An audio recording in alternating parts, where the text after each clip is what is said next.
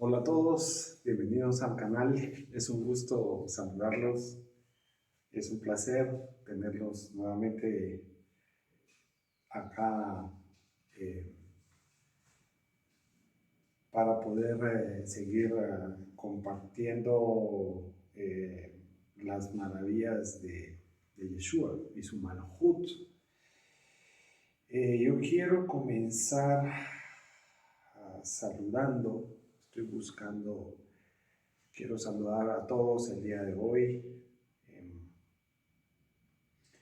aquellos que se han unido al canal y le han dado algún like, le han dado alguna visualización al contenido. Y quiero mandarles un saludo afectuoso a la gente de México. Realmente la gente de México ha acogido el canal de una muy buena forma. Un abrazo a México. Tengo muy lindos recuerdos de México. Conozco, ya he estado en el DF y alrededores y conozco Quintana Roo y me parece que México tiene lugares demasiado bonitos. Estados Unidos me encanta la Florida. Un abrazo a todos en la Florida, pero en general a todos. Sé que nos ven en Chicago y algunos otros estados, así que un abrazo. Colombia, nunca he tenido la oportunidad de estar en Colombia, un abrazo Colombia. Argentina, pues chapines están viendo el canal. Perú, lindo recuerdo de Perú, he estado varias veces en Lima, un abrazo a todos los peruanos. España, a todos los españoles, un abrazo. A los chilenos, sé que nos ven. Venezuela, tengo amigos venezolanos, conocidos venezolanos. Y por supuesto, ahora se ha unido Ecuador, República Dominicana y Nicaragua. Así que un abrazo para todos. Espero que Yeshua esté llegando a cada uno de sus mentes, de sus hogares, de donde usted viva, a su trabajo, en su carro, en su oficina, en su quehacer, que ahí esté Yeshua. Y quiero saludar, se han unido recientemente al canal jovencitos de 18, 19, 20, 24 años, 25, 34 años. Saludos a todos los jóvenes. Barjú en tu juventud, porque en lugar de perder el tiempo en otras cosas, estás interesado en el camino de la Torá y de Yeshua. Así que bienvenidos todos. Nosotros vamos a continuar el día de hoy con nuestra serie El Documento Q. Es una serie que nos está ayudando para entender las palabras de Yeshua. Así que nosotros vamos a comenzar y vamos a darle la bienvenida. Baruch haba b'shem Adonai, Yeshua HaMashiach. Bienvenido a esta grabación. Que su Ruach nos acompañe, que su Ruach nos inspire. Yeshua Yomer, Ani Haor Haolam Hase, Ani Ha Derech, Ani Ha Haim. Así que espero que las palabras de Yeshua lleguen. Miren, ¿por qué estudiar las palabras originales de Yeshua? Ese es el objetivo de estudiar el documento Q. El documento Q, como yo se los he explicado, posiblemente se elaboró alrededor del año 30 o quizás año 50, de tal cuenta que el documento Q es una fuente fiable en el cual nosotros podamos basar un estudio sistemático. Y bueno, para eso están los eruditos, para que nos digan qué piensan ellos de ese documento. Por alguna razón desapareció. y entonces quedó su huella en los evangelios de Mateo y de Lucas, ¿verdad? Tal vez podemos hacer un recordatorio para todos aquellos suscriptores que nos están acompañando en estas grabaciones y que, bueno, tal vez son las primeras que ven. La teoría nos dice que esta fuente Q que nosotros estamos estudiando, aparte hemos comenzado un estudio muy liviano del Evangelio de Tomás y Marcos, que llevamos una serie ya por el capítulo 10, que estos tres documentos, 1, 2 y 3, fueron fuentes de Mateo y de Lucas, ¿sí? Siendo Mateo escrito más o menos en los años 80, Lucas más o menos en los años 90, lo que los eruditos nos dicen. Y en realidad he leído tantos eruditos que no se ponen de acuerdo.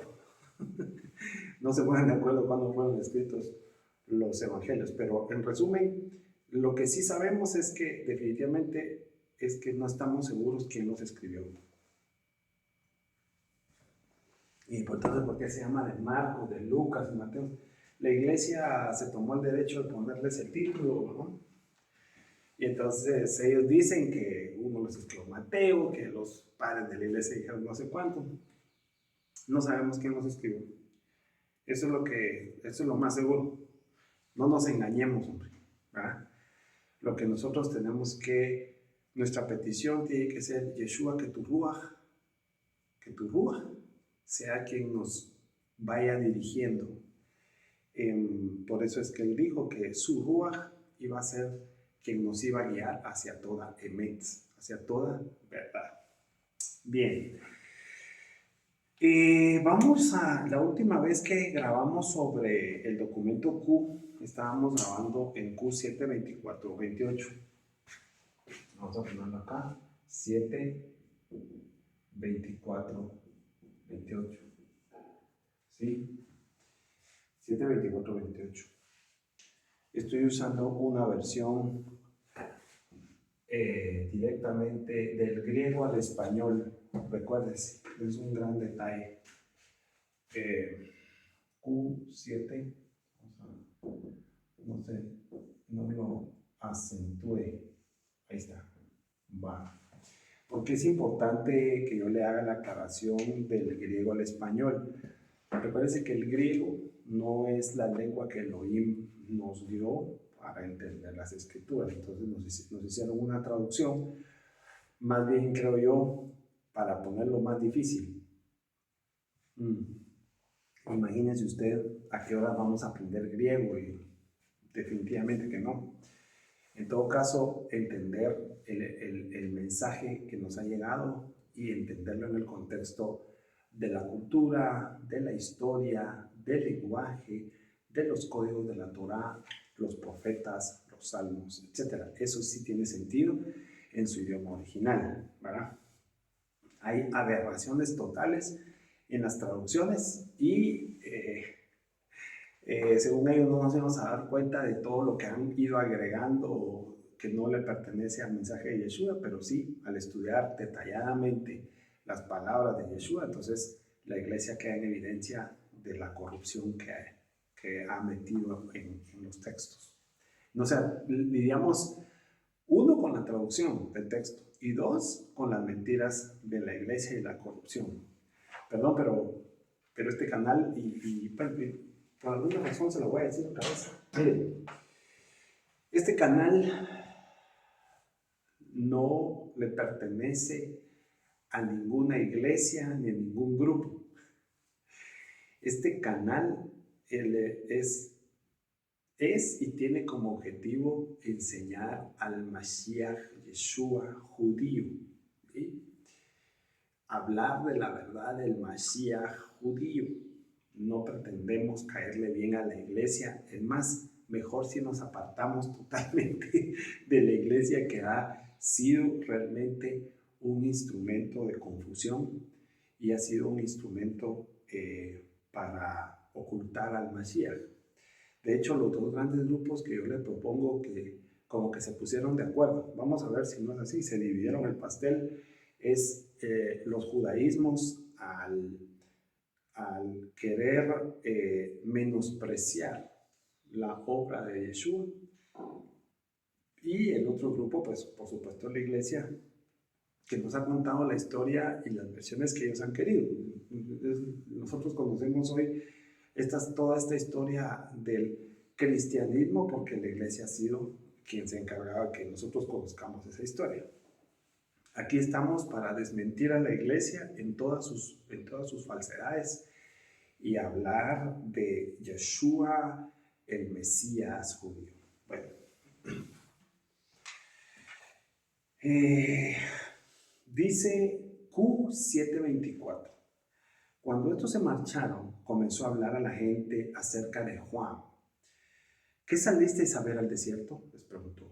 Una caña zarandeada por el viento, ¿verdad?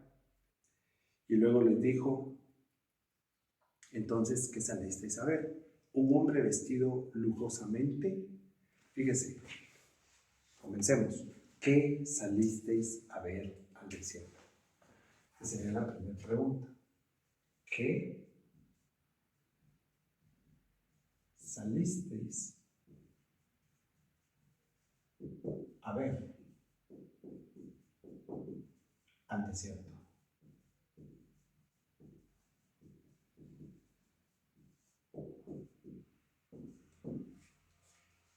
Un hombre vestido lujosamente. Mirad que quienes llevan vestidos lujosos están en los palacios de los reyes.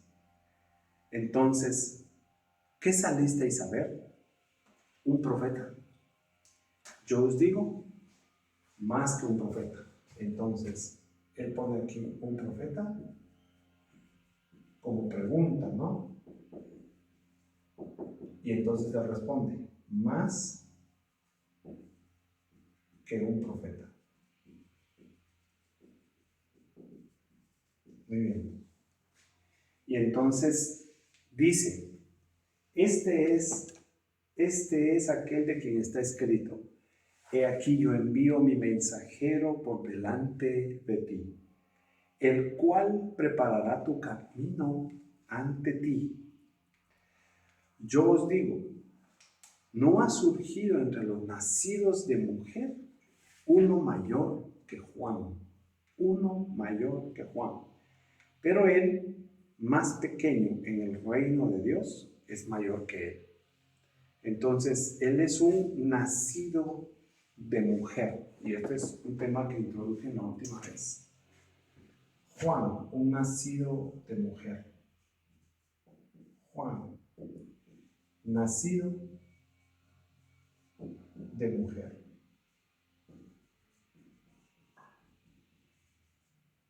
¿Sí? Ahora, dice que entre los nacidos de mujer, o sea que hay más, o sea, no, entre los nacidos de mujer, o sea, hay más. Juan, pues hay otros nacidos de mujer, otros nacidos de mujer, ¿verdad? Bueno, ok. Este es el dicho, aquí ya pusimos Q7, 24 y 28. ¿Qué dice Marcos? Marcos 1:2. 1:2. Mire, Marcos 1:2 dice, se lo voy a leer en esta versión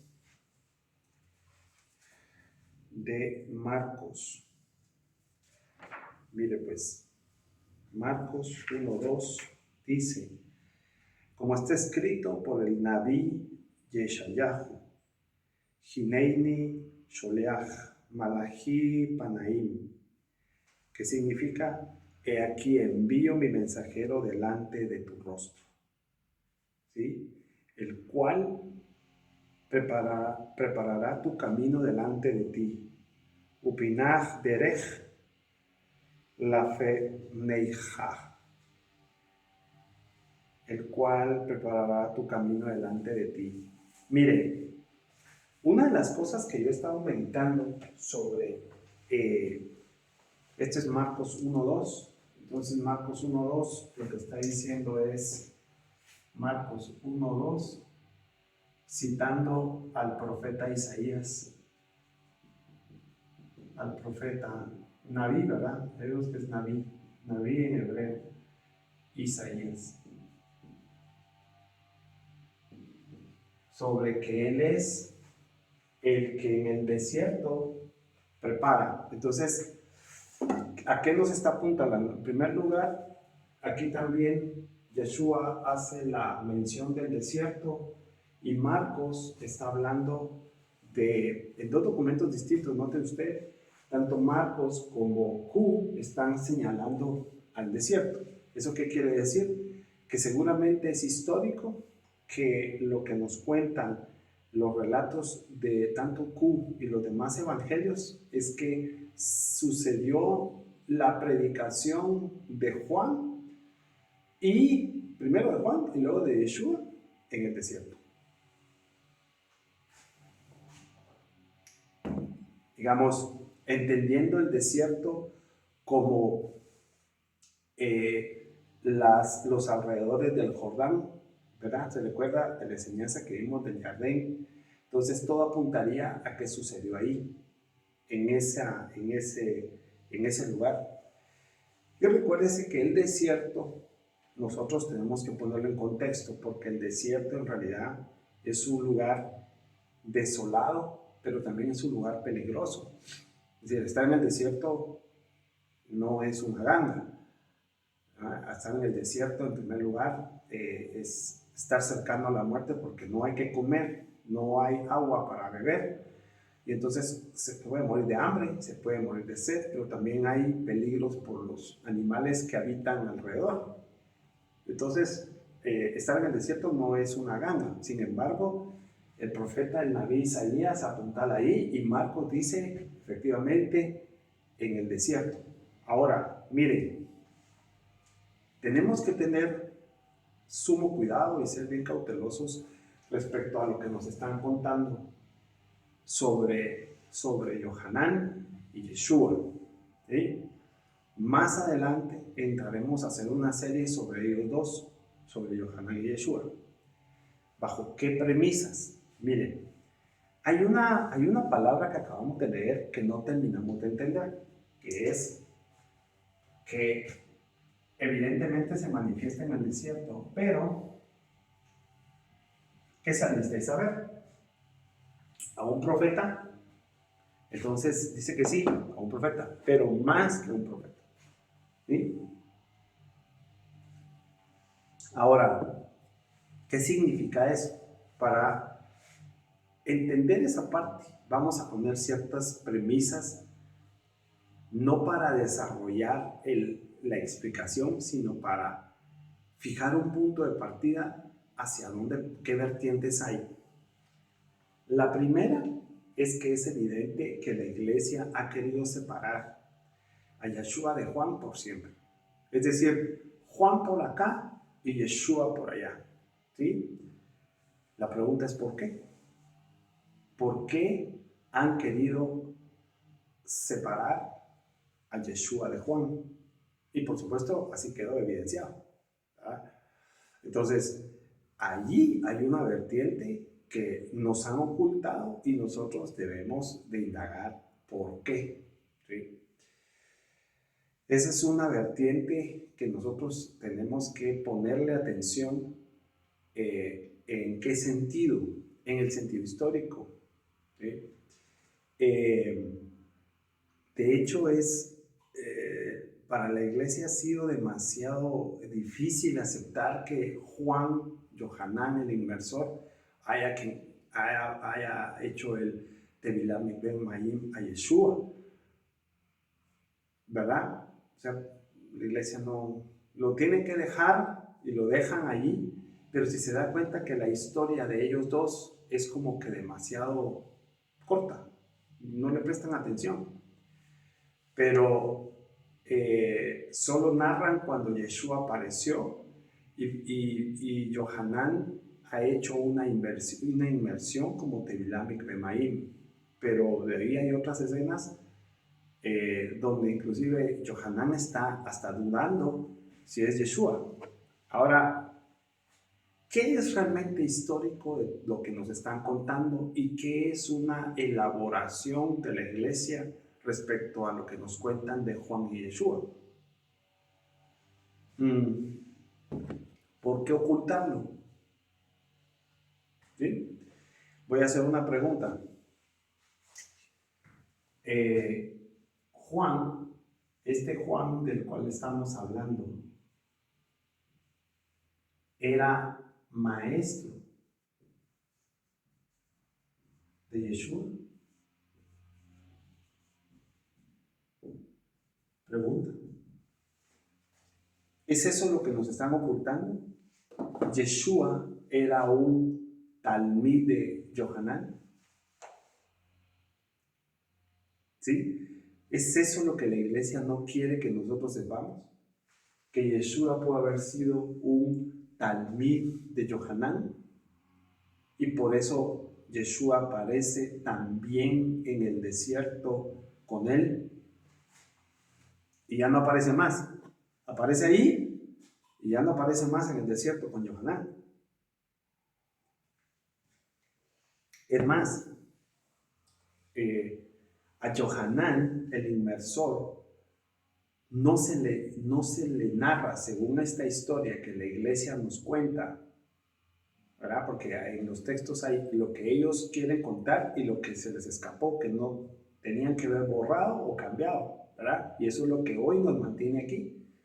Lo que la iglesia no tocó es la versión que a nosotros nos mantiene acá, ¿sí? Porque yo me pregunto, ¿por qué no hay más historia de Yohanan con Yeshua más adelante? ¿Por qué Yeshua aparece solo, digamos, él sin Yohanan?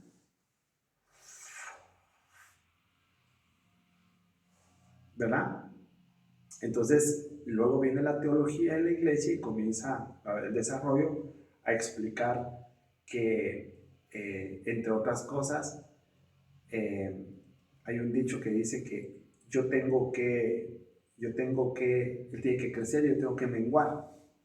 Todo ese tipo de cosas en realidad son verdaderamente históricas. ¿Así pasaron o la iglesia elaboró eso?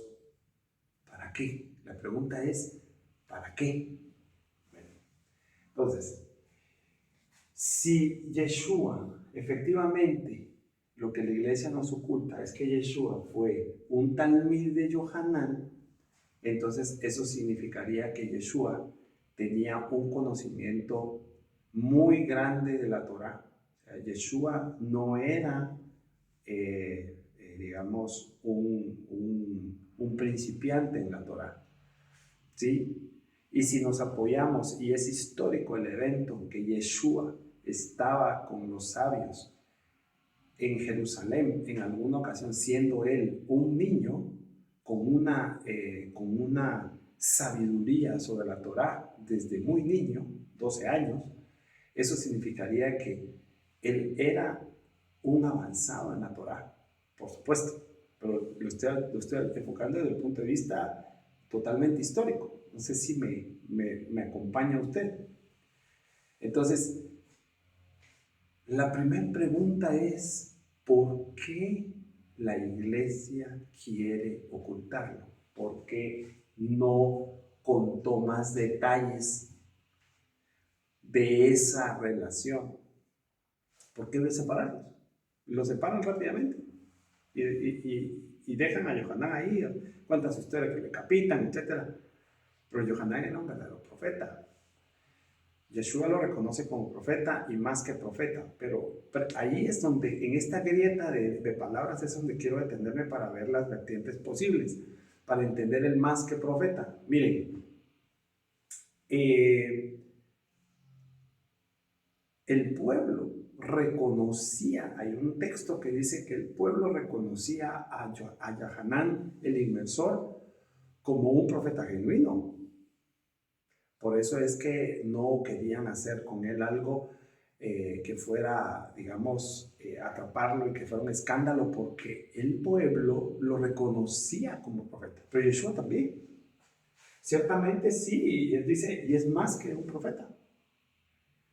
Entonces, si estamos reconociendo que Q, escrito entre el 30 y el 50, más o menos entre la tradición oral y pasó a escrito, son palabras originales de Yeshua, entonces tenemos frente a nosotros una evidencia total, sin ninguna duda, que Yohanan era un profeta reconocido. Fíjese usted, un profeta reconocido. Para que en el pueblo de Israel reconocieran a alguien como un profeta reconocido, era porque realmente lo era. No era cualquier cosa. Ahora, hay otros datos también que nos llevan a pensar que Yahanan no era cualquier persona. Miren, dejan escrito que el padre de Yahanan, Zaharía, era un levita. Es decir, alguien que tenía el derecho de parte de Yahweh Elohim de oficiar todo respecto a la tribu de Leví, es decir, el sacerdocio. Pero eso significa también que Yahanan era un levita. Yahanan, un levita. Pero mire este levita, qué interesante. Este levita no, según lo que Yeshua nos está diciendo, ¿qué salisteis a ver al desierto? Es decir, este levita escoge el desierto a oficiar en el templo. Fíjese usted. Es decir, escoge Yahanan escoge Yahanan el desierto a oficiar en el templo. ¿Por qué? Es uno. Dos, de qué, digamos, nosotros sabemos por la historia que Anás y Caifás, digamos, estuvieron como sumos sacerdotes en esos tiempos de Yohanan y Yeshua. Ahora, lo que no sabemos nosotros es si este padre Zaharías, padre de Juan, pertenecía al movimiento saduceo, que eran cabalmente los que estaban de turno del sacerdocio en el tiempo de Yeshua y de Yahanan. Si eso fuera así, estamos frente a una evidencia casi histórica, pues no nos lo dicen, de que Yahanan era un levita, pero por herencia le tocaba oficiar en el templo, es decir, del movimiento saduceo.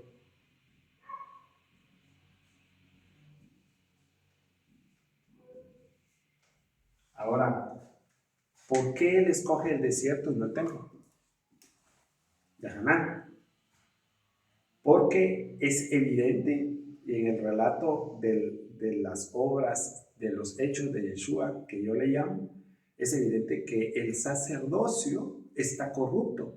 Y entonces, ¿qué hace Yahanan? Dice, yo no voy a pertenecer a un grupo corrupto. Yo me voy al desierto. Y en el desierto encuentra una misión, digamos, para ir entendiendo,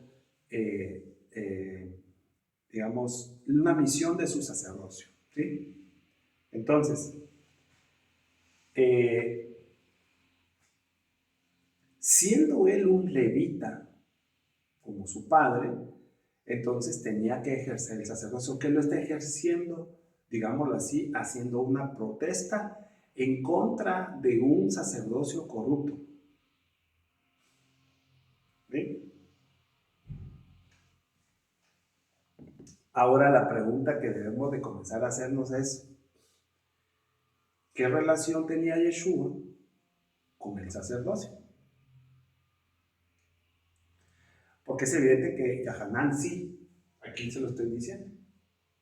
Posiblemente, del partido saduceo en el poder en oficio del templo en ese tiempo. Y entonces, ¿y Yeshua qué relación tenían? Porque dice también otra narrativa en aquellos evangelios que ellos eran primos. Sí, que ellos eran primos. Entonces, en toda esta historia que nos están contando hay cosas que omitieron, evidentemente. ¿Por qué? Puede ser una de las razones sobre que este levita sacerdote que rechaza a un movimiento que puede ser el saduceo, escoge el desierto. ¿Sí? Entonces, pongamos como primera línea que Yahanan escoge el desierto, pero protesta. Él protesta contra el movimiento sacerdotal que tiene la administración o el servicio quejuná del templo. ¿Sí? Entonces, eso puede ser algo histórico. Realmente pudo haber sucedido así. Y entonces, imagínese usted a Yahanan, él no dice cuántos años tenía. Y si usted me ayuda, pero muy cercano a la edad que pueda tener Yeshua, eran jóvenes, y escoge el desierto. Ahora ahí viene un signo de interrogación. ¿Sí? Al conocer digamos, el sacerdocio, él era un instruido en la Torá. O sea, Yahanan era alguien realmente instruido en la Torá, siendo parte del sacerdocio levita. No estamos hablando de cualquier persona, ¿sí? Entonces, el hecho de que el pueblo lo reconociera como profeta, también el pueblo sabía que él tenía antecedentes. Y mire, hay una palabra histórica que dice que llegaron, me estoy adelantando, pero llegaron cuando se dan cuenta que él está haciendo un Temilamik Bemayim. En el Jardín llegaron gentes religiosas y él les dijo, ¿quién les dijo a ustedes que pueden escapar de la ira venidera? Y les llama hijos de serpiente. ¿Por qué el antagonismo de Yahanan? Porque el celo sacerdotal de Yahanan era puro. ¿Sí? El celo, imagínense ustedes decirle así a aquellos que convivían con su papá y con su familia por ser sacerdotes. Pero se van a encontrar con él. O sea, están diciendo, imagínense, pongámonos del otro lado. Clases sacerdotales yendo al desierto, al Jardín, a ver a Juan, a Yahanan. Y entonces están yendo a ver qué está haciendo ¿verdad? Y Yahanan lo que está haciendo es haciendo un Tevilá Mikveh Ma'im. Y le voy a decir algo que es histórico, que estamos hablando, por todos los contextos que estamos viendo, y es que es el cumplimiento de la vocación, porque el que ve después a Yahanan lo ve como la voz que prepara, pero más que prepara en el desierto el camino al Mesías, es el que restaura y pone los pilares de la restauración del sacerdocio. ¿Por qué? Porque su protesta hace decir no. El sacerdocio está corrupto. El sacerdocio no va por un buen camino. Entonces aquí tiene que haber un reinicio. Entonces ya él se convierte en un sacerdote levita profeta, manifestando un cambio para toda la quejuná. Bueno, Yahanan puso las bases y eso es claramente creo yo que es lo que la iglesia no quiere que se diga. El rol de Yahanan fue vital para que viniera el cambio. Yahanan no vio la destrucción del templo. Yeshua habló de la destrucción del templo que se cumplió. También Yeshua, un profeta genuino, en el año 70, que Yeshua muy bien pudo haber hecho esa profecía, eso no sé, año 28, año 29, año 30, ¿verdad? Año 31, 40 años después se cumple. Yahanan no vio el cumplimiento, pero Yahanan es precursor del cambio. Histórico, pues la destrucción del templo es un evento histórico, ¿verdad? Ya vamos en la serie del judaísmo de Jesús, vamos a comenzar a hablar del templo y del sacerdocio. Y sea esto una aportación a esa serie, a ese conocimiento. Entonces, imagínense lo que está sucediendo ahí. Y entonces, ¿qué saliste a saber? A un profeta genuino, con un celo por el movimiento genuino de Elohim, Yahanan el inmersor. Entonces, y tampoco está haciendo algo, y aquí es donde comienzan, mire, las separaciones, cómo la iglesia lo quiere enseñar. Que el movimiento de Yahanan está tan separado de Yeshua que sitúan el bautismo en agua como algo diferente a lo que Juan hizo. No es nada diferente, es exactamente, ese es el origen y eso es lo que nosotros como talmidim deberíamos de practicar. O sea, no es un evento, es la entrada, pero ¿eso qué significa? Ya entraste, ahora continúa. Es como, te voy a decir cómo es esto.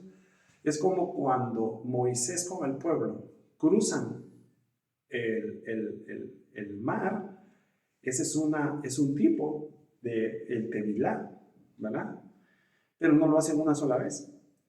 Luego, también atraviesan, para llegar a la tierra prometida, atraviesan el mismo Jordán. O sea, lo que quiero decir, pues, es que no es una sola vez, sino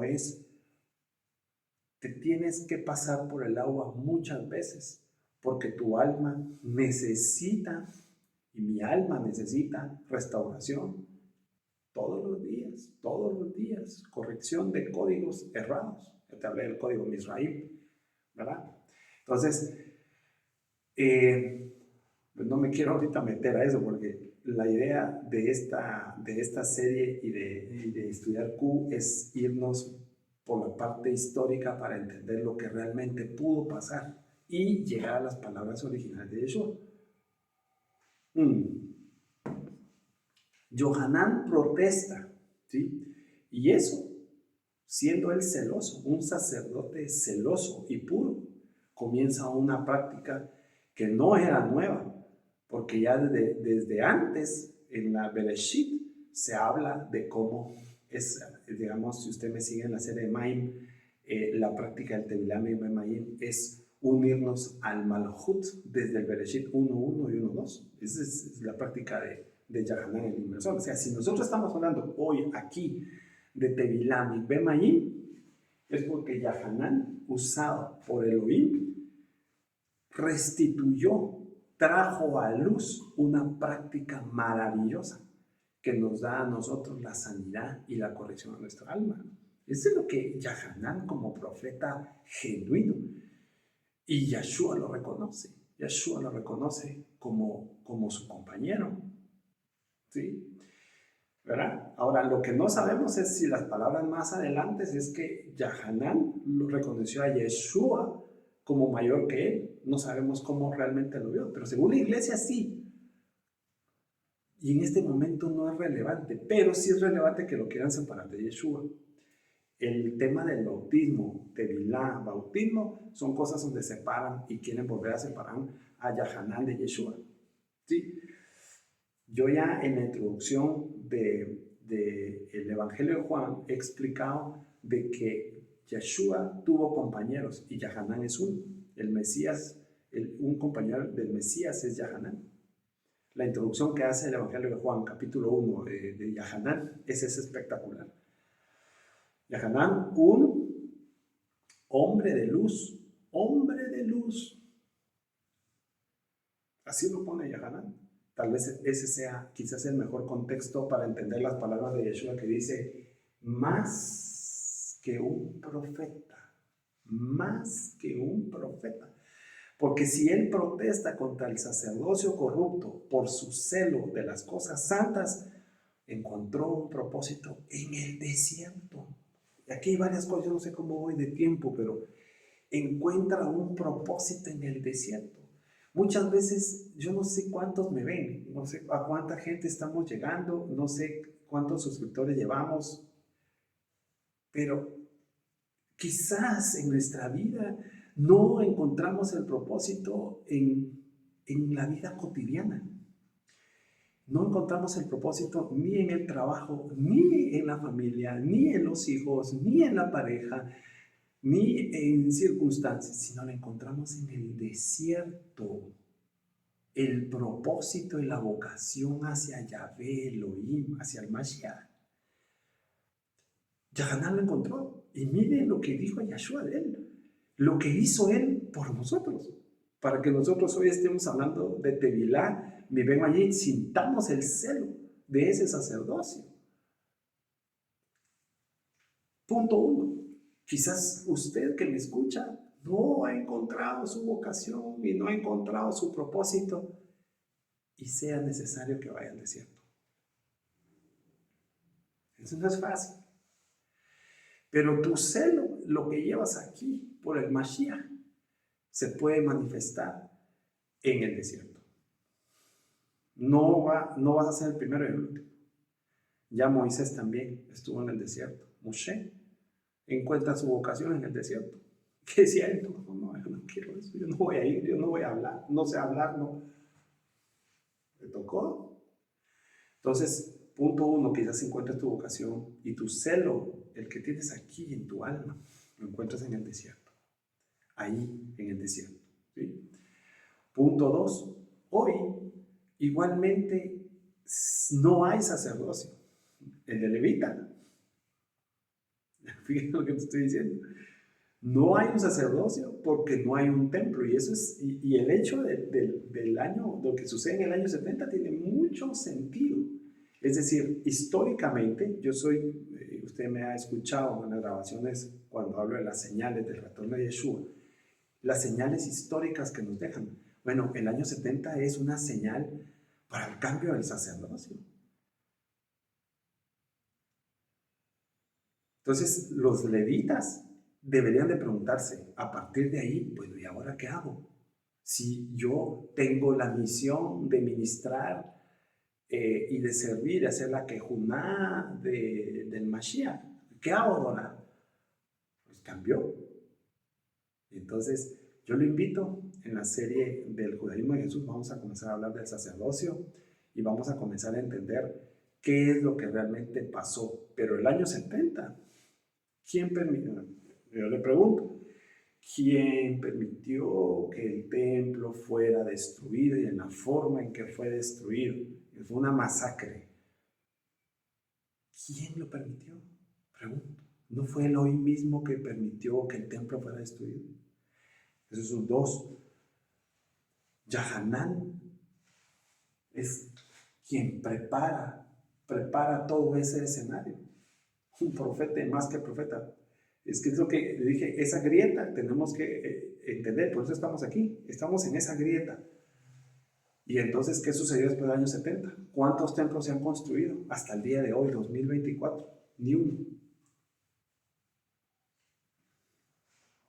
Ni uno. Ni uno. Entonces, ahora la pregunta es, Yahanan y el Mashiach, ¿qué nos enseñaron sobre el templo? Por eso es que tenemos que estudiar también el templo. Yo se lo he dicho, el templo es pilar de Jesús el judío, del Mashiach, pero también el sacerdocio. Dos pilares de su judaísmo. Entonces, ¿qué nos enseñaron ellos? Eso es vital que nosotros lo entendamos, porque Yahanan es precursor. Yeshua lo profetizó y tal cual como un profeta genuino también sucedió. Entonces, ¿quién permitió la destrucción? Elohim, ¿verdad? Yahweh Elohim permite que suceda.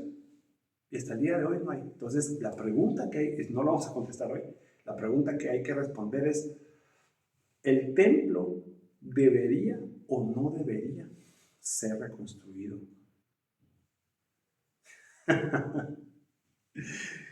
¿El templo debería o no debería ser reconstruido?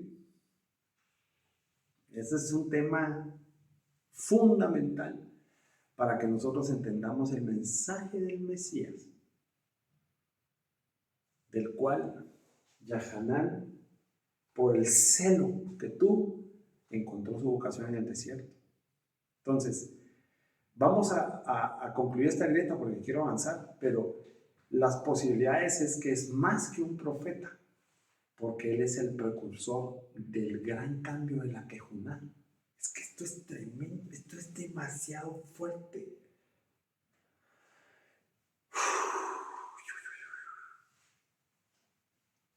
Esto es muy fuerte. Hay algo que no sé si a usted le llama la atención, ¿sí? Pero usted no cree que es muy casual o muy de las casualidades que nos enfrentamos con todo este tema del Mesías y estudiar a Yahanan, es ¿por qué los judaísmos no hablan de un profeta genuino como Yohanan? ¿No le parece extraño? Es histórico que Yahanan era un profeta y por eso es que la forma en que lo tienen que ejecutar es casi que en secreto, para evitar que un levantamiento. Usted ya sabe, lo hemos estado leyendo y digamos, eruditos nos explican cómo era el contexto de la ciudad judea, digamos, Palestina en general en ese tiempo, para no dividir todo ese pedazo de tierra. Revoltosos, dicen, ¿no? Un pueblo revoltoso y entonces habían revueltas y levantamientos. Entonces, a cada rato. Entonces, lo que nos están diciendo es que la detención y muerte de Yahanan era hacerlo, o sea, eso parece ser histórico también, ¿verdad? Entonces, podemos decir hoy que Yahanan es más que un profeta. También, no solo por, sino también porque él es precursor del cambio de Quejuná. Es que esto es muy fuerte. Esto es muy, muy fuerte. Porque entonces el cambio del servicio levita implica muchas cosas. Entre ellos uno bien importante. Pero yo no destruí el templo. Usted tampoco. Entonces, pero Yahweh Elohim permitió la destrucción del templo, la cual el Mesías profetizó. Entonces, más que profeta, él es el precursor del cambio de la Quejuná. Esto es fuerte, fuerte, fuerte, fuerte, muy fuerte. Entonces, ¿quién pudo haber compartido el conocimiento con Yeshua sobre los cambios de la Quejuná y el templo? Respuesta, creo que usted ya lo va entendiendo. El mismo Yohanan, el inmersor. ¿Sí? De las cosas que a la iglesia le incomodan y de las cosas que han ocultado, y seguramente también el judaísmo no habla de Yohanan, digamos, tuvo que haberlo. O sea, yo creo que está oculto adrede. Han de haber textos que no conocemos, escritos que no sabemos, están en poder de alguien, ya sea de la iglesia o de los judaísmos, documentos sobre Yohanan y Yeshua. Estoy completamente seguro de que quizás nunca, jamás van a salir a luz. Pero lo que sí podemos ir avanzando y que la Rúa nos lleva es que seguramente Yahanan era un levita profeta. Imagínense usted, qué fuerte, un levita profeta que pudo haber compartido con Yeshua en el desierto, no, o sea, mucho tiempo. Y Yeshua ser un discípulo, un talmid de Yohanan. No, eso no lo dicen en los evangelios, pero es casi todo apunta hacia ahí. Todo apunta hacia ahí. Esto es muy fuerte, pero es posible que sí, así históricamente, así sea. Pero hay algo más, digamos, que debemos de considerar. Esto tiene muchas implicaciones. O sea, mire que yo no pensé que me fuera a alargar tanto, pero todo es por lo que dijo él, Yeshua, más que un profeta. Más que un profeta. ¿Qué implicaría, qué otras cosas adicionales implicaría Yeshua y Yahanan en el desierto? Fíjese, ahí históricamente se reconoce a un movimiento, en realidad hay varios movimientos, un movimiento que eran los celosos, le llamaban los celotes, ¿sí? Los celosos, pero eran celosos también de la Torah. O sea, no eran celosos nada más por temas, digamos, nacionales, sino su celo en realidad venía del celo de la Torah. Entonces eran tan celosos, los celotes eran tan celosos, que ellos iban hasta las armas por defender a la Torá y su celo santo. La pregunta es la relación de los celosos, es decir, la relación de los celotes con Yeshua viene del mismo Yahanan. Entonces aquí vamos a poner los celosos, conocidos como celotes. Apuntan a Yahanan.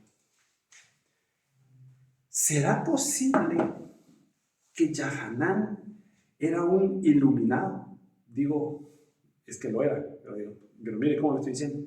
Yahanan era un iluminado levita que rechaza la quejuná del templo por la corrupción, pero eso no le quitaba la iluminación.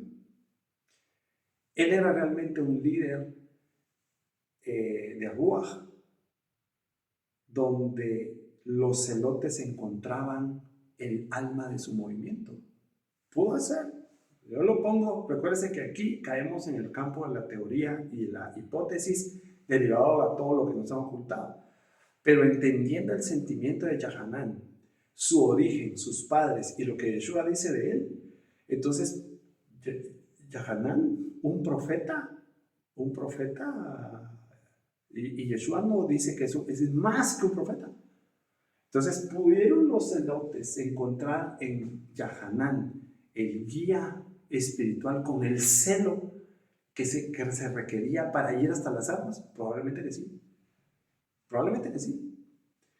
Ya más adelante veremos los grupos, pero el grupo celote no es, digamos, y entendámoslo bien, no es que el grupo celote era un grupo armado, es que sí lo era, pero en su raíz, en su, digamos, decirlo así, en su alma, el grupo celote era celoso de la Torá. Y en Yahanan pudieron haber encontrado el líder perfecto para soportar toda la filosofía de su movimiento. No, es que esto tiene muchas implicaciones. Pero hay otra implicación más. Miren, no se nos dice, pero está entre una grieta histórica que los esenios, otro movimiento que escogió el desierto. Usted sabe que los esenios escogieron el desierto como una medida y digamos, el púlpito, por decirlo así, de los esenios, el lugar de su predicación y su programación, el desierto. Los esenios era un grupo que se consideraban a sí mismos ellos apartados, es decir, los kadoshim, los apartados. ¿Pero apartados de qué? Vamos a ver aquí a los esenios. Fíjense, los esenios. ¿Sí? ¿Apartados de qué? En primer lugar, apartados del sacerdocio. Por eso es que se llamaban a sí mismos Kadoshim, es decir, nosotros somos Kadosh, santos, somos los santos y aquellos son los corruptos. Entonces nosotros nos consideramos los Kadoshim, aquellos son los corruptos. Entonces el grupo esenio pudo haber encontrado en Yahanan también a alguien que con ese celo, así como los celotes encontraron a un celoso en Yahanán, también los esenios encontraron en Yahanán a alguien que se aparta del sacerdocio porque aquel estaba corrupto, y era verdad. Eso quiere decir que Yahanán pudo haber sido uno, o líder en el movimiento esenio, o atraído por un movimiento esenio que ya venía de una escuela muy diferente a la escuela levita. Pudieron haber sido mismos levitas que no reconocían a las autoridades del templo.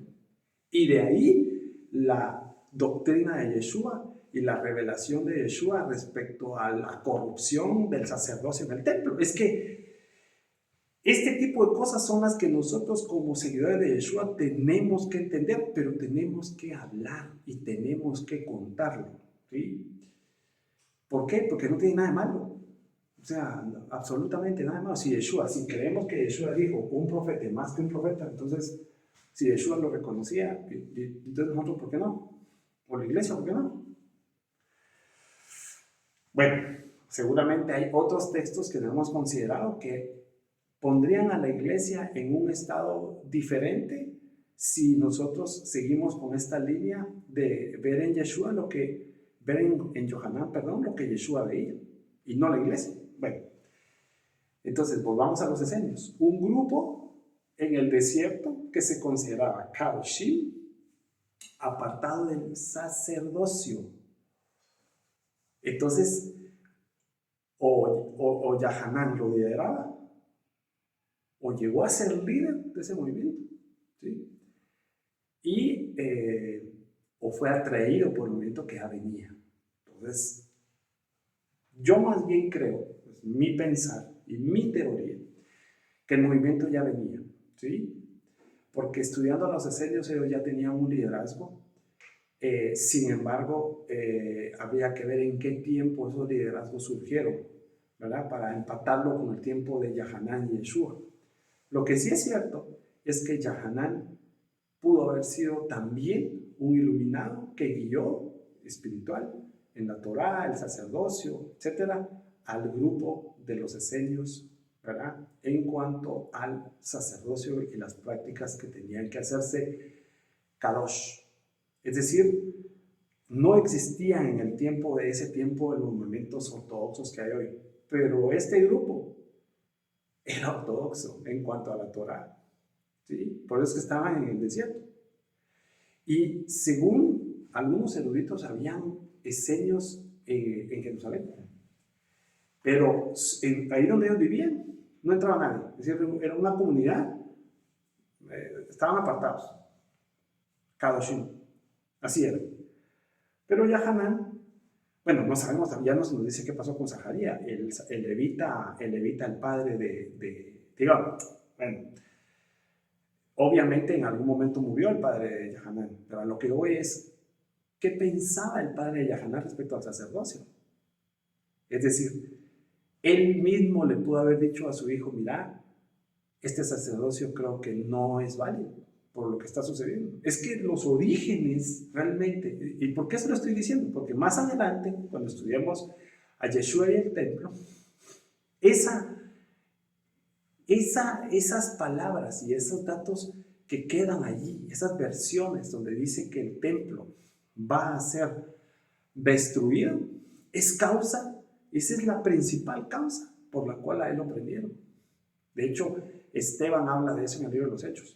Y hay más versiones sobre lo que dijo Yeshua sobre la destrucción del templo. Eso tiene una causa, eso no fue, o sea, tiene una causa histórica. Lo que yo le quiero decir es que detrás de esas palabras, remontémonos hacia atrás, 2, 3, 5, 8 años. ¿Qué estaba pasando con el sacerdocio? ¿Qué pensaba Zaharía, el padre de Yahanán, que era un levita, respecto al sacerdocio que estaba, ¿sí? ¿Y qué le pudo haber enseñado él a Yahanán sobre ese sacerdocio? Al punto de que Yahanán escogió el desierto y volverse un kadoshim, un apartado. Entonces, llamando grupos, celoso por la Torá, pero también apartado. Pero también aparece en escena un grupo que se cree, escribe lo que hoy conocemos como los rollos del Mar Muerto, Qumran. ¿Sí? Entonces, son y era el movimiento de Qumran, Qumramitas, también esenios o eran diferentes. Yahanan el inmersor pudo haber liderado a ese grupo de escribas, porque lo que hacían era escribir Torah, escribas. Tiene sentido si estaban en el desierto en todo este contexto. Tiene todo el sentido. Digamos, yo lo quiero llevar hacia allá y usted lo logra ver. Entonces, los rollos que después se encuentran, que hoy conocemos como los rollos del Mar Muerto, vienen de ese tiempo. Entonces, imagínese usted si Yahanan, recuerda que ya le dije, Yahanan no era cualquier estudiante de Torah, era un levita, hijo de levita. Entonces, con el celo, Kadoshim y liderando escribas, muy bien encaja la figura de Yahanan como más que un profeta. La otra parte de la historia es que no sabemos todo lo que se encontró en las cuevas de Qumran. Sabemos lo que nos quieren decir, pero ¿qué más encontraron? ¿Qué escritos encontraron? Bueno, no era mi intención el día de hoy dar y entrar por la parte histórica, pero creo que ha sido muy beneficioso para nosotros entender esas palabras de Yeshua más que un profeta. Yahanan era un nacido de mujer. No vamos a entrar hoy a explicar un nacido de mujer y nos falta encontrar todo el contexto en los demás evangelios, lo cual, digamos, es parte de nuestra metodología. Así que, Baruch haba Beshem Adonai, les mando un abrazo en este día, a todos los países que nos vean. Jóvenes, estoy encantado de que se interesen por las cosas del Mashiach, igual a usted, que ya no es tan joven, pero la juventud se lleva en el alma. ¿Sí? A todos, un abrazo, pero los jóvenes, Barjú, joven, Barjú, bendito eres, que tus pasos, el Mashiach te ilumine, 18 años, 15 años, 12 años, 24 años, 30 años, que Yeshua te guíe, te ilumine, para que tus días sean mejores cuando seas viejo. Así que les mando un abrazo y shalom. Hasta la próxima.